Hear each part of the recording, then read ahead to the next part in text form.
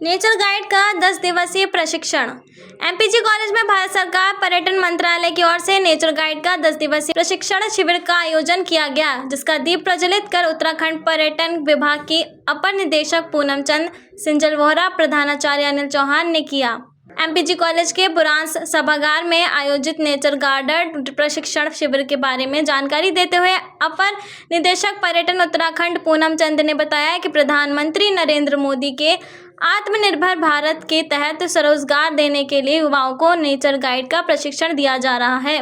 इसी कड़ी में मसूरी में यहां के 50 युवाओं को नेचर गाइड का 10 दिनों तक प्रशिक्षण दिया जाएगा। इस मौके पर मुख्य प्रशिक्षण अजय शर्मा ने कहा कि यह प्रशिक्षण नेचर गाइड की है, जिसमें नेचर पर्यटन से जुड़े जितने भी एलिमेंट हैं उसमें बच्चों को प्रशिक्षण किया जाएगा, ताकि वह इसमें रोजगार की संभावनाओं को तलाश सके, साथ ही अपने अपने इलाकों गांव को नेचर पर्यटन डेस्टिनेशन के रूप में विकसित कर सकें। शर्मा हूँ, देहरादून से हूँ।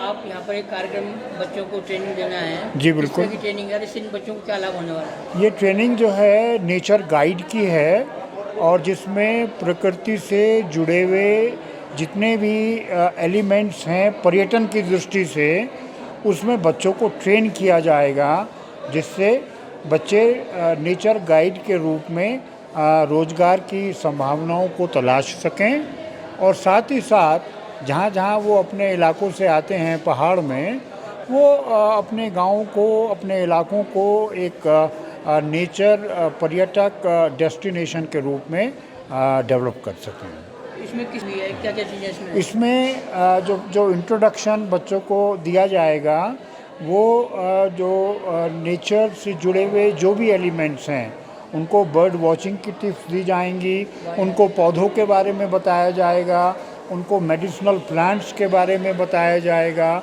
और उनको उन तमाम चीज़ों के बारे में बताया जाएगा जिनके ऊपर पूरी की पूरी इको टूरिज़्म की बुनियाद खड़ी है।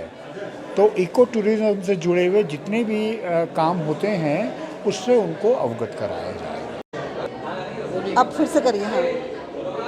हाँ, मेरा नाम पूनम चंद है, अपर निदेशक उत्तराखंड पर्यटन।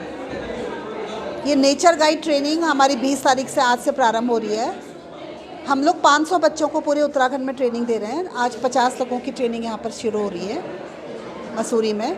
बाकी हम गढ़वाल और कुमायूं के सभी क्षेत्रों में, जिसमें कई गांव भी कवर होंगे, जैसे सारी गांव है और भी जूनी और लीती, बागेश्वर डिस्ट्रिक्ट में, ऐसे करके हमने पूरे उत्तराखंड में हमने डेस्टिनेशन चुने हैं जहाँ की गाइड ट्रेनिंग हो रही है। इस ट्रेनिंग से बच्चों को क्या लाभ मिलेगा, या उनको रोजगार मिलेगा या किस क्षेत्र में जाएगी? देखिए, स्वरोजगार जो अभी आत्मनिर्भर भारत की जो एक कड़ी है, उसी की कड़ी में हम लोगों ने इनको स्वरोजगार के लिए प्रेरित करने के लिए ये हमने किया हुआ है। और इससे ये लोग टूरिस्ट को एक तो बहुत अच्छे से गाइड कर पाएंगे, क्योंकि उत्तराखंड में प्रकृति ही सबसे बड़ा वरदान है हमको जो मिला हुआ है।